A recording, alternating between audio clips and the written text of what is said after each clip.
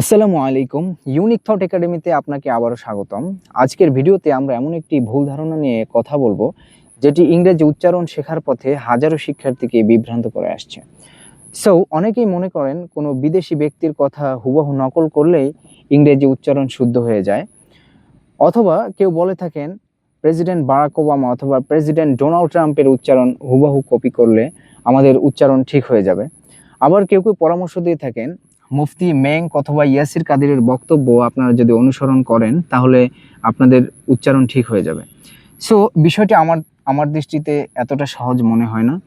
তো প্রথমেই একটা বিষয় পরিষ্কার করে বলি, ওনারা প্রত্যেকেই নিজ নিজ ক্ষেত্রে এক একটি স্তম্ভ, সেটা ঠিক আছে। তবে কিছু কিছু ক্ষেত্রে তাদের বক্তব্য পরিষ্কার এবং প্রভাবশালী হতে পারে, কিন্তু তারা প্রোনাউন্সিয়েশন স্পেশালিস্ট নন। তাই কেবল তাদের কথা যদি আমরা অনুসরণ করি তাহলে আমাদের উচ্চারণ আন্তর্জাতিকভাবে গ্রহণযোগ্য হয়ে যাবে, এমনটা ধারণা করা কিন্তু ঠিক না। হ্যাঁ, তবে আপনি যদি নিয়মিত অনুসরণ করেন এবং তাদের অডিওগুলো শুনতে থাকেন, তাহলে একসময় আপনার কথার মধ্যে বিদেশি ধাঁচের একটা টোন আসতে পারে।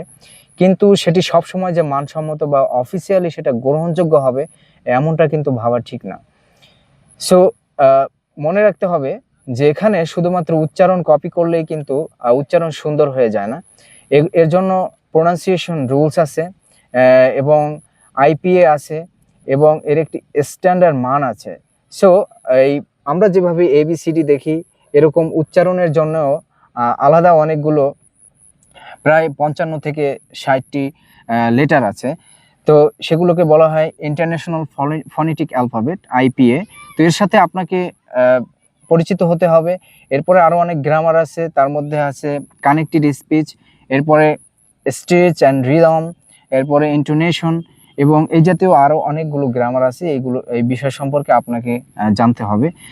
সো এরপরে এখন প্রশ্ন হলো যে তাহলে এই গ্রামারগুলো শেখার পাশাপাশি আপনি কোন অ্যাকসেন্ট নকল করবেন, সো এবং কোন অডিওগুলো শুনবেন। সো আমি ব্যক্তিগতভাবে ব্রিটিশ আরবি অ্যাকসেন্ট শেখার পরামর্শ দিয়ে থাকি, কারণ এটা দীর্ঘদিন ধরে শিক্ষা, সম্প্রচার এবং আন্তর্জাতিক যোগাযোগে একটি স্বীকৃত মান হিসেবে ব্যবহৃত হয়ে আসছে। এটি পরিষ্কার, মার্জিত এবং বিশ্বের বহু দেশে সহজেই গ্রহণযোগ্য। সো অবশ্যই ব্রিটিশ উচ্চারণ অনেক ধরনের রয়েছে। শুধু যেরকমভাবে বাংলাদেশে চট্টগ্রামের এক ধরনের অ্যাকসেন্ট আছে, বরিশালে আরেক রকম, ঢাকায় আরেক রকম। কিন্তু মিডিয়ায় অথবা আমাদের সরকারিভাবে একটা স্ট্যান্ডার্ড মানের একটা অ্যাকসেন্ট আছে। ঠিক যুক্তরাজ্যেও অনেক ধরনের অ্যাকসেন্ট আছে। যেমন আমি যদি কয়েকটির নাম বলি, যেমন ককনি অ্যাকসেন্ট, আউল অ্যাকসেন্ট, স্কটিশ অ্যাকসেন্ট।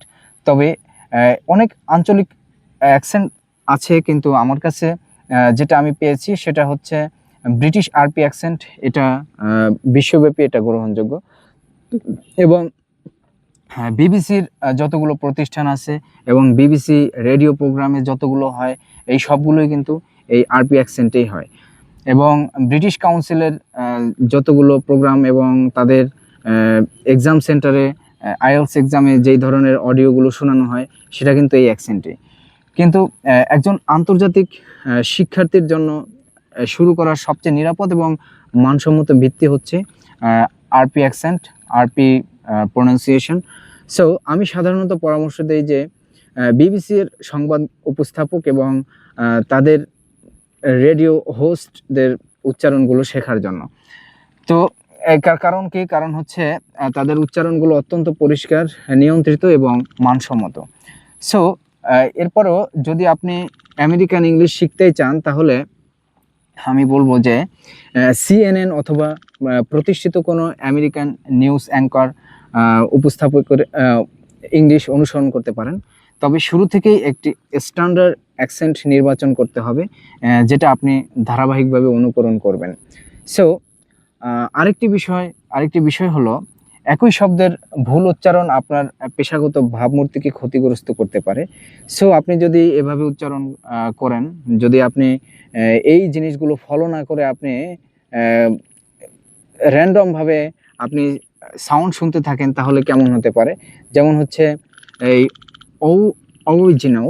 সো এটাকে আপনি হয়তো এভাবে উচ্চারণ করবেন, অরিজিনাল। কিন্তু এটা আসলে কিন্তু এভাবে উচ্চারণ হয় না, অরিজিনাল।